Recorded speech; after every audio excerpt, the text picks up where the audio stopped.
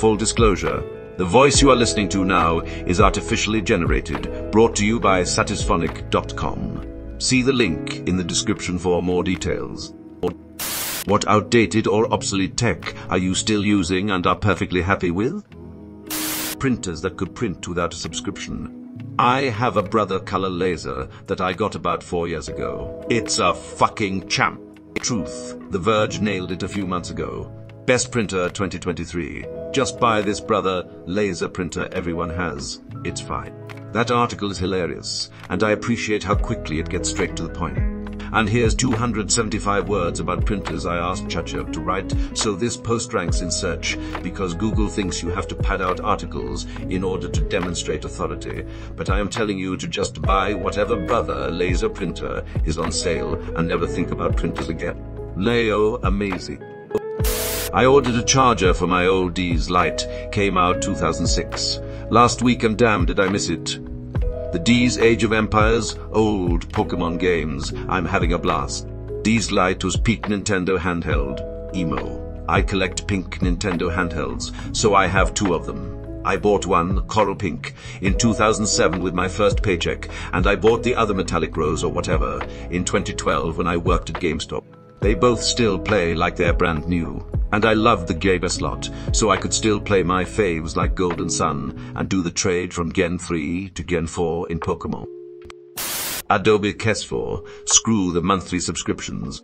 Screw monthly subscriptions. Screw monthly subscriptions. All my homies hate monthly subscription. I still have Sesix in a Mad Max Last of the Vates style. It has more functionality than I can ever use. Some of those sweet A fills and removal tools look great in the new subscription versions, but it's my firm belief that none of them actually work properly, so I am not missing out. Recently swapped up from Kesix to Creative Cloud since Essex could no longer access the new format from our photographer's camera. And I will say that the sweet A fill does actually work really well. It's kinda handy to just be able to highlight a section and type in whatever I want to magically appear there or disappear from there. My Sega Genesis and PlayStation 2 Slim are still plugging along fine and still are fun. Physical buttons. Not everything needs to be touchscreen, for goodness sake. I feel like it's safer to have car radios that have buttons instead of screens. It's easier for me to push a button to change the music while keeping my eyes on the road. I can't do that if my car has a screen. It increases distracted driving incidents. Nothing beats tuning the volume with a knob. I don't want to look at the screen to mess with the eck. I also don't want to constantly clean the smudgy ass screen. I do not like Teslas for that reason. When the screen doesn't work, you can't do anything. Why I also have an aux port in my 2010 Nissan Versa baby beater. Anyone can play music in my car and it's awesome. Well, now I have a Type-C adapter, but it's still pretty awesome. I never ever have Bluetooth connection issues. Man, I used to have the aux cord that ran from your CD player, and the other end was attached to a cassette tape. 25-year-old Honda Accord with a manual transmission. 23-year-old Forcel Auto Accord here. Drove it off the showroom floor in April of 2000. Knock on wood, the damn thing just will not die, and I've never done anything to it beyond basic maintenance. It's got hail damage, the paint is fading, new rattles pop up every day, and everyone keeps asking me when I'm going to get rid of it. But at this point, I'm just too curious to see what finally kills it.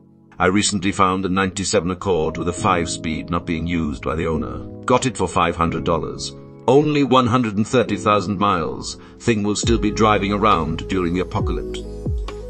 I own my music. I have 100s of CDs, so I still use my CD player and MP3 player. And, to be honest, I still have about 150 vinyl albums I play on occasion. Growing up in the 90s, I developed a large CD collection and have them all in one of those Case Logic binders. I still keep it with me in my car, and it's a wonderful trip down memory lane every time I open it. I laughed and cried a little when my kid's friend asked me what it was, and I said, "Sir," and they followed up with, "What's that?" I still take a notepad and pen into every meeting. Same. My boss, in his 50s, always laughs at me, but I like having that stuff on paper. In my phone or a tablet, I'll wind up deleting it. If I put it on my phone, I won't ever reference it again. But if I put it on paper, I'll see it next time I open the notebook. Plus, physically writing things down helps you memorize them a lot better than typing, in my experience. Still love playing the Nintendo GameCube. Never gonna stop playing Mario Party 7, S-Melee, and Animal Crossing. I have an off-grid cabin in the woods. I have a small PC responsible for recording saving images from security cameras and also serves as a data logger for my weather sensors. It all runs on Windows XP and it's rock solid. I loved your manifesto. Off-grid cabins are the bomb. We should stand unity. My family has an old hunting cabin. In it is a 1950s fridge that has pretty much constantly been running since my grandparents received it, used as a wedding present. Some things don't need to be smart when the regular push-button or knob version works fine. Simpler and less things that could go wrong. Like kitchen appliances. A kitchen faucet doesn't need voice commands. My air fryer doesn't need Wi-Fi connection, so I can control it from an app. Somewhat related, I named my BC space heater, sort of a tongue-in-cheek reference to the fact that it runs kinda hot and warms the whole room. It's in, I need to redo the thermals in it. One day, I turn it on and it absolutely will not connect to the internet. Laptop, consoles, everything else work fine. Days of troubleshooting later, I was prepared to reinstall Windows because I had tried literally everything. I mentioned it to my dad one day, thinking maybe he could come up with a solution. Long story short, he saw the name, though the actual space heater in the basement had become sentient and blocked it from the network. He thought it was hilarious. My family has an old hunting cabin. In it is a 1950s fridge that has pretty much constantly been running since my grandparents received it, used as a wedding present. Watches that only tell the time. Maybe the date too. Yep, I've a lovely, inexpensive, bomb-proof analog, big-face Casio. Can't wear smart watches at work, so having one would be pointless to me. Big Cass does the job. Are you in defense or something? Who can't wear smart watches? Genuinely curious. Most stockbrokers. No personal phones or other transmission devices allowed on the trading floor because every communication has to go through official company channels and be logged to prove that there's no insider trading going on. Even communication off the trading floor is regulated. Hence, $549 million in fines issued just 2 months ago for traders using WhatsApp, not necessarily because they were doing anything dodgy with it, but merely because it was impossible to prove that they weren't doing anything dodgy. Lots of contractors out there doing classified work. If you're in a classified space, you can't bring in anything that can transmit. Physical media in general, DVDs, CDs, video games, books, etc. Yeah, it adds to clutter, but most digital services have it in their terms of services that they can remove content even paid for at any time with no refund to you. You're basically paying a float rate to rent it until they can no longer rent it. Come try to remove the physical stuff. It's a felony in most states, and you can have my Buckaroo Banzai Blu-ray when you pry it from my cold and dead finger. My only gripe with my book collection is when it comes time to move, and I have to struggle to move 5 huge plastic tubs of books that weigh like a ton each. How often do you get in fights? I am still transferring MP3s I downloaded from the internet to my phone. I tried Spotify Premium for a year, was not satisfied, and many old songs I like are not available. But by manually downloading FLAC MP3 or so, I can get many unusual things like my country's flag carrier playlist, remastered bass boosted, remastered bass boosted, remixes, covers, etc. I've got 578 GB of MP3s and still use Winamp. Edit, just to add some nostalgic memories. I remember downloading single songs using dial-up at like 1-3 key beeps. And later when I moved to the city and got cable internet at like 50 kbs, I was in heaven. Using F-serves on Merstalnet to get music. Back then I had a 20 gig HUD full of M3s and I was amazed. Edit 2. This is by far the most popular comment or post I've ever made on Reddit. Little did I know how my reminiscing about Winamp would resonate with Plant. It really whips the llama's ass. Still. 64. A calculator, you know, with buttons and a screen. Honestly, a standard scientific calculator is just easier to use than your phone's built-in scientific calculator. Can I write boobies upside down on it? Yes, but I forget the rest of the joke that adds up to boobies, so I just type that. Spaspit. My Zune, I still use it. iPod Classic, 160.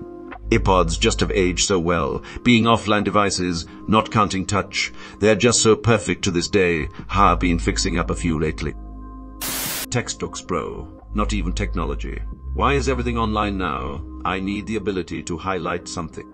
I have an iPod Nano 6 that I still use.